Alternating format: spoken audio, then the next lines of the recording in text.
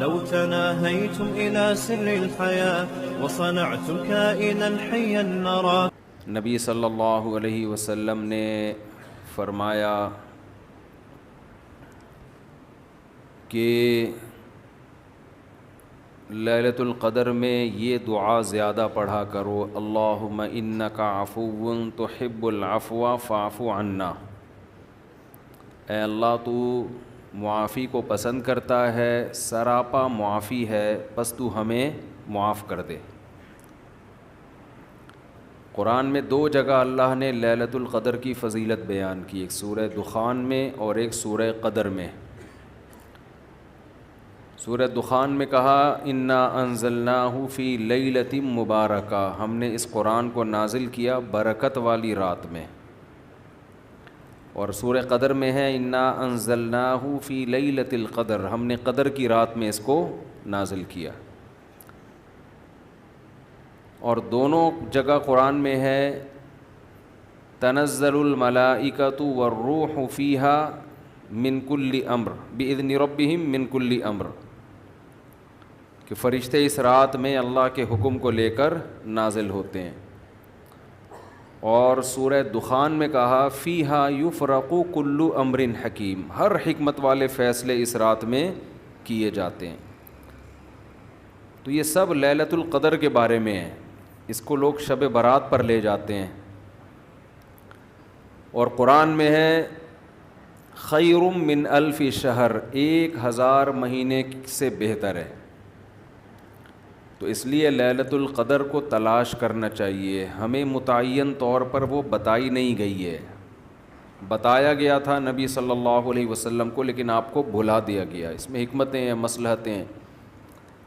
بڑی حکمت یہ ہے کہ اگر بتا دی جاتی تو ہم رمضان کے آخری عشرے میں پوری میں عبادت نہ کرتے، پورے سال سوتے رہتے، پورے رمضان سوتے رہتے، اور خاص اس رات کو کچھ اللہ اللہ کر لیتے. اور یہ بھی خطرہ تھا بتا دی جاتی تو اس میں گناہ کا عذاب بھی 1000 گنا، سینکڑوں گنا بڑھ جاتا، پھر حجت تمام ہو جاتی. پھر کوئی گناہگار یہ نہیں کہہ سکتا تھا کہ بھائی مجھے کیا پتہ تھا آج لیلۃ القدر ہے. تو بڑا عذاب آ سکتا تھا اللہ کا، کوئی اس رات میں گناہ کرتا. تو اس لیے اللہ کی حکمت نے اس بات کا تقاضا کیا کہ اس رات کو چھپا دیا جائے. اب امکانات ہیں. پہلی بات تو رمضان میں ہوگی، اتنی بات تو تقریباً یقینی ہے. دوسری بات رمضان کے آخری عشرے میں ہوگی، یہ بھی تقریباً یقینی ہے. اب آخری عشرے میں پھر ہمیں یقینی نہیں بتایا کون سی رات، یہ بتا دیا گیا کہ طاق راتوں میں، یعنی 21ویں رات، 23ویں رات، 25ویں، 27ویں اور 29ویں، ان راتوں میں امکان زیادہ ہے. اور بعض حضرات کے نزدیک 27ویں میں امکان اور بھی زیادہ ہے. بعض حضرات کا موقف ہے، لیکن یقینی بات نہیں ہے. تو طاق راتوں میں یعنی کوشش تو کریں رمضان کے آخری عشرے میں عبادت کریں، ورنہ کم سے کم آخری درجہ کیا ہے کہ رمضان کی طاق راتوں میں خود بھی نماز، تلاوت اور دعا میں دل لگائیں، اور اپنے گھر والوں کو بھی نمازوں اور تلاوت میں لگائیں، دعاؤں کو، بچوں کو بھی لگائیں. اٹھایا کریں رات کو جا کے کہ بیٹا اٹھو، تھوڑا اللہ اللہ کر لو، نماز پڑھ لو، کچھ اللہ سے دعائیں مانگ لو. دعا کو بہت فوکس کرنا چاہیے. آج کل دعاؤں کو چھوڑ دیا بالکل، حالانکہ سب سے بڑی عبادت ہی دعا ہے. دعا میں اللہ اور بندے کا جو کنیکشن ہوتا ہے نا، وہ نماز میں بھی نہیں بنتا، وہ تلاوت میں بھی نہیں بنتا. وہ جو تعلق بنتا ہے نا اللہ اور بندے کا دعا میں، وہ کسی عبادت میں نہیں بنتا. تلاوت کا مطلب تو یہ ہے کہ اللہ آپ سے کیا کہہ رہا ہے وہ سن لیں آپ، اس میں تو یہ فائدہ ہوتا ہے. لیکن دعا میں تو آپ اللہ سے تعلق بڑھاتے ہیں نا، آپ اللہ سے مانگتے ہیں. تو اس لیے ان راتوں میں خوب گڑ گڑا کے لمبی لمبی دعائیں مانگنے کا معمول بنائیں. اعتکاف والے ساتھی بھی بیٹھ جائے کریں اکیلے میں، کہیں کچھ کر لیں، اللہ اللہ سب کچھ مانگ لیں، یہ سوچ کر کہ جو مانگیں گے اللہ ہمیں وہ دے گا.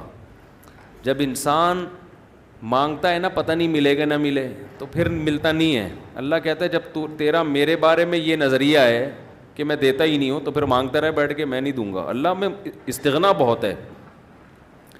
اللہ کا معاملہ یہ ہے کہ اللہ میں استغنا بہت ہے. اللہ کے سامنے جھکو گے تو وہ چپڑ پھاڑ کے دے گا. تھوڑی سی بھی اکڑ دکھاؤ گے تو پھر اللہ کا کچھ نہیں بگاڑ سکتے, پھر خود ہی رلتے رہو گے, ساری زندگی برباد ہوتے رہو گے.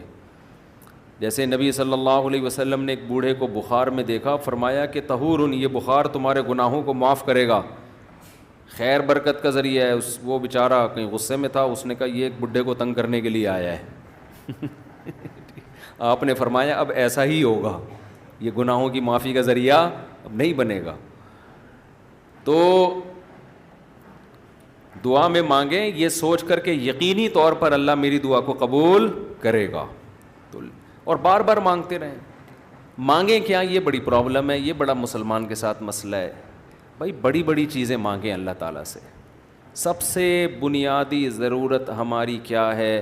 فمن زحزح عن النار وادخل الجنۃ فقد فاز, جسے جہنم کی آگ سے بچا لیا گیا اور جنت میں داخل کر دیا گیا وہ ہے اصل کامیاب. تو یہ مانگو اللہ تعالیٰ سے, اے اللہ مجھے جنت. مانگنے کا مطلب پتہ ہے کیا ہوتا ہے؟ یہ نہیں ہوتا کہ میں انہی بدماشیوں میں رہوں لیکن آخرت میں مجھے معاف کر کے جنت میں داخل کر دینا, یہ قطعاً مطلب نہیں ہے.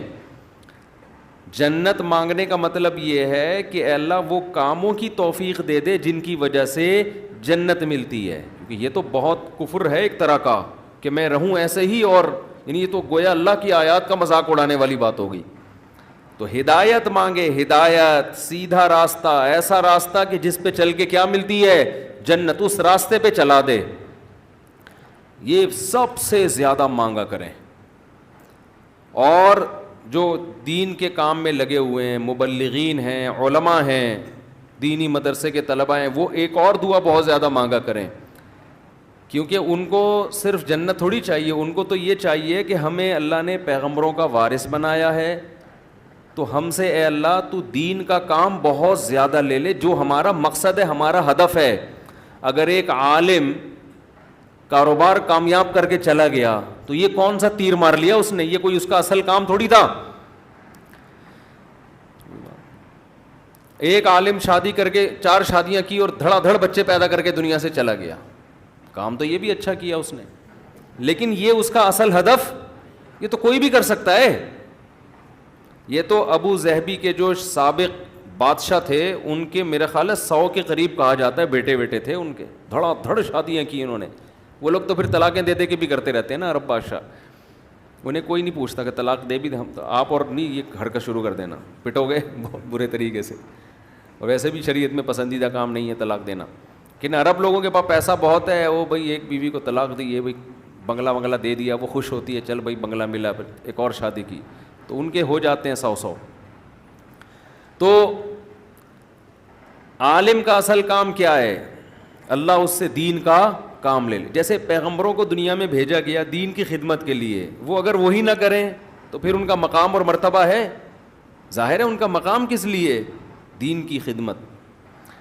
تو جو دینی مدرسوں کے طلباء ہیں, علماء ہیں, ان کا تو یہ فرض ہے کہ اتنا مانگے اللہ سے کہ اللہ ہماری صلاحیتیں ضائع نہ ہوں, تو ہم سے دین کا بہت زیادہ کام لے لے. ایک عامی آدمی بھی یہ دعا مانگ سکتا ہے, لیکن طلباء اور علماء کے لیے اس کی اہمیت زیادہ ہے. تو اس میں ہمارے حضرت یہ دعا بتایا کرتے تھے, اے اللہ اخلاص کے ساتھ کام لے لے دین کا, کیونکہ دین کے کام میں بہت دفعہ ریاکاری آتی ہے. کام دین کا ہوتا ہے لیکن پھر آدمی کی اپنی انا شامل ہو جاتی ہے, اپنی پبلسٹی, میں بڑا بن جاؤں, میری پروموشن ہو, مجھے لوگ واہ واہ کریں, یہ نفس کی خواہش اس میں کیا ہوتی ہے شامل, اور اس سے دین کا کام تو ہو جاتا ہے, آپ کو قیامت کے دن ٹکے کا بھی اجر نہیں ملتا. کیوں؟ حدیث میں آتا ہے ان اللہ رب یؤید ھذا الدین برجل فاجر او کما قال صلی اللہ علیہ وسلم, اللہ بعض دفعہ کسی فاسق سے بھی دین کا کام لے لیتے ہیں. اس کا اللہ کی نظر میں مقام نہیں ہوتا, لیکن بعض دفعہ کام اللہ اس سے لے لیتے ہیں, ہو جاتا ہے, لیکن مقبول نہیں ہوتا وہ. تو اخلاص کے ساتھ دین کے کام کی اللہ توفیق دے. کس کے ساتھ؟ اخلاص.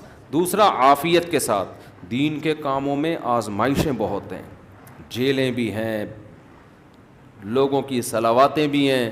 تو انسان اللہ سے دعا یہی مانگے کہ عافیت کے ساتھ ہو جائے, آزمائشوں میں نہ گھروں میں. اور تیسری بات, قوت اور ہمت کے ساتھ. قوت الگ چیز ہے, ہمت الگ. پاور بھی ہو میرے پاس کام کی, کمزور آدمی دنیا میں کام نہیں کر سکتا, تو کام بھی قوت کے ساتھ ہو, پاور کے ساتھ, جاندار کام ہو, کچھ کر کے جاؤں دنیا سے. لوگ کہیں بھائی, لوگ کہیں نہ کہیں, اللہ کہے کہ کچھ کر کے گیا. لوگوں کو بعض دفعہ پتہ ہی نہیں ہوتا, کر کوئی اور رہا ہوتا ہے, کیش کوئی اور کرا رہا ہوتا ہے. تو اللہ کو پتہ ہے, اللہ کہے کہ واقعی تو کچھ کر کے آیا ہے. اور چوتھا, ہمت کے ساتھ. طاقت ہوتی ہے, بہت سے طاقتور ہم نے دیکھے ہیں سستی کی وجہ سے کام نہیں کر رہے ہوتے, پوستیوں کی طرح پڑے رہتے ہیں. وہ پاور بھی ہوتی ہے, بولنے کی طاقت, چلنے کی طاقت, دوڑنے کی طاقت, لیکن کیا ہر دوڑنے والا دوڑتا بھی ہے؟ اس کے لیے ہمت بھی تو چاہیے نا. کمزور میں ہمت ہوتی ہے, طاقت نہیں ہوتی. طاقتور میں, یعنی اگر کمزور میں ہمت ہو, طاقت نہ ہو, وہ بھی کسی کام کا نہیں. آپ میں طاقت ہے مگر ہمت نہیں ہے, آپ بھی کسی کام کے نہیں ہیں. تو ہمت کے ساتھ, تو یہ 4 الفاظ کے ساتھ دعا مانگا کریں. اے اللہ دین کی خوب خوب خدمت لے لے, اخلاص کے ساتھ, عافیت کے ساتھ, قوت اور ہمت کے ساتھ. اتنی خدمت کہ میں دین کے کاموں میں کسی سے پیچھے نہ رہوں, کیونکہ مقابلہ کمپٹیشن ہے. پہلے میں کبھی یہ دعا مانگتا تھا, بلکہ میں کیا, ہمارے ایک دوست تھے, وہ انہوں نے ہمارے شیخ کو خط لکھا کہ میں یہ دعا مانگتا ہوں, اے اللہ میں دینی کاموں میں سب سے آگے نکل جاؤں, سب کو پیچھے چھوڑ دوں میں. تو حضرت نے فرمایا یہ سب کو پیچھے چھوڑنے والی دعا ٹھیک نہیں ہے. وہ کہیں گے ہمیں کیوں دعا میں ہرا رہا ہے, تو اپنے لیے مانگنا. یہ ایسا ہی ہے جیسے آپ کہہ رہے ہو اے اللہ مجھے اتنا پیسہ دے کہ وسیم سے زیادہ دے دے مجھے, وسیم مجھ سے پیچھے رہ جائے. تو وسیم کہے گا تو اللہ سے جتنا پیسہ مانگ, مجھے کیوں پیچھے کر رہا ہے اپنے, میں نے تیرا کیا بگاڑا ہے بھائی. تو حضرت نے دعا کے الفاظ چینج کروائے, ان سے کہا یوں نہ مانگا کرو کہ میں سب کو پیچھے چھوڑ دوں, بلکہ یوں دعا مانگو میں کسی سے پیچھے نہ رہوں, مجھے اپنے آگے نکلنے کی فکر ہے, دوسروں کو پیچھے چھوڑنے کی نہیں ہے. تھوڑی سی ورڈنگ صحیح کر لو اپنی. تو یہ 2 دعائیں بہت مانگا کریں. اپنی اولادوں کے لیے مانگ لیں, مجھے ایسی اولاد دے دے جو نیک اور صالح ہو, دین کی خدمت کرے. اللہ کی نظر میں دیکھو, آپ کی اولاد مالدار ہے نا, آپ تو خوش ہوتے ہو میرا بچہ کتنا بڑا منگلا. اللہ کی نظر میں اس کی ویلیو 2 ٹکے کی بھی نہیں ہے. اگر اللہ کی نظر میں ان پیسوں کی, گاڑی بنگلے کی کوئی 2 ٹکے کی حیثیت ہوتی نا, تو موسیٰ کلیم اللہ کو اللہ سب سے زیادہ مال دیتا, سب سے زیادہ مال. اور فرعون تانے کیا دیتا تھا حضرت موسیٰ کو, مسکین, اس کے ہاتھ میں سونے کے کنگن نہیں ہیں, میرے ہاتھ میں سونے کے کنگن, میرے پاس باغات جن کے نیچے نہریں بہتی ہیں, موسیٰ کے پاس کچھ بھی نہیں ہے, مسکین. آپ اپنی اولاد کو چاہتے ہو کروڑ پتی بن جائے, دولت مند بن جائے, یہ ابے بھائی مسافر خان ہے, لعنت بھیجو یار. بن جائے تو ٹھیک ہے, میں نہیں کہہ رہا ان کو غریب لاوارث چھوڑ کے جاؤ, فوکس کس کو کرو بھائی, نیک بن جائے, دیندار بن جائے, پرہیزگار بن جائے. اگر پرہیزگار بن گئی نا, اللہ پہ اعتماد اور تعلق ہو گیا, سوکھے ٹکڑوں میں بھی آپ کی اولاد خوش رہے گی. اور اگر پرہیزگار نہیں بنی تو میں نے کروڑ پتی باپ کو دیکھا ہے جس نے کروڑوں روپے کی جائیدادیں بچوں کے لیے تیار کی, اور وہی بچے باپ کو صبح شام ٹینشن بھی دے رہے ہیں اور خود بھی ڈپریشن کی گولیاں کھا رہے ہیں, وہ دین نہ ہونے کی وجہ سے. تو لیلۃ القدر میں کیا دعائیں مانگنی ہیں؟ 2 دعاؤں کو فوکس زیادہ کرنا ہے. ایک ہدایت اپنے لیے بھی, اپنے ماں باپ کے لیے, بیوی اور بچوں کے لیے, اپنے بہن بھائیوں کے لیے, اور ان کے ازواج اور ان کی اولاد. یہ آپ کا فیملی کیا ہو گئی؟ کمپلیٹ. یوں دعا مانگے, اے اللہ عافیت والی زندگی دے, سیدھے راستے پہ چلا دے مجھے, میرے والدین کو, والدین میں باپ دادا سب آ گئے, نانا نانی سب آ گئے, میرے والدین کو, میرے بیوی بچوں کو, میرے بہن بھائیوں, ان کی ازواج اور ان کی اولاد کو. ازواج میں شوہر اور بیوی دونوں آ گئے ہیں, تو یہ آپ کی فیملی کیا ہو گئی؟ کمپلیٹ. تو یہ سب کے لیے دعا کر دی. تو چند دعائیں, اب موضوع چل پڑا ہے تو میں بتا دیتا ہوں جو مانگنی چاہیے, کیونکہ ہمارے یہاں دعا ہی نہیں, عجیب طریقے سے دعائیں مانگی جا رہی ہوتی ہیں. چند دعائیں بہت ضروری ہیں جو ان لیلۃ القدر میں آپ نے کثرت سے مانگنی ہے. ہوا و حرص والا دل بدل دے, میرا غفلت میں ڈوبا دل بدل دے.